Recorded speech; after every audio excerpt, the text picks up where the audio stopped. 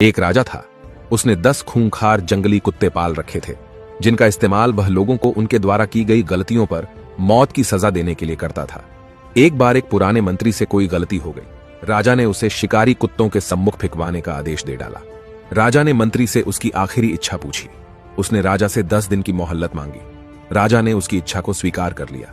10 दिन बाद सजा के दिन मंत्री को खूंखार कुत्तों के सामने फेंक देते हैं, परंतु कुत्ते मंत्री पर टूट पड़ने की बजाय अपनी पूंछ हिला हिलाकर मंत्री को प्यार से चाटने लगते हैं। राजा आश्चर्य से यह सब देख रहा था। आखिरकार राजा से रहा नहीं गया। उसने मंत्री से पूछा, यह क्या हो रहा है?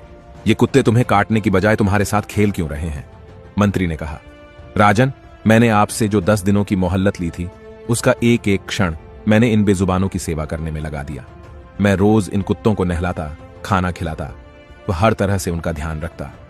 ये कुत्ते खूंखार और जंगली होकर भी मेरे 10 दिन की सेवा नहीं भुला पा रहे हैं, परंतु खेद है कि आप प्रजा के पालक होकर भी मेरी 10 वर्षों की स्वामी भक्ति भूल गए और मेरी एक छोटी सी त्रुटि पर इतनी बड़ी सजा सुना दी। राजा को अपनी भूल का एहसास हो चुका था। उसने तत्काल मंत्री को आजाद करने का हुक्म दिया और आगे से ऐसी गलती न करने की सौगंध ली। दोस्तों, कई बार इस राजा की तरह हम भी किसी की बरसों की अच्छाई को उसकी एक पल की बुराई के आगे भुला देते हैं। यह कहानी हमें क्षमाशील होना सिखाती है। यह हमें सबक देती है कि हम किसी की 1000 अच्छाइयों को उसकी एक बुराई के सामने छोटा ना होने दें।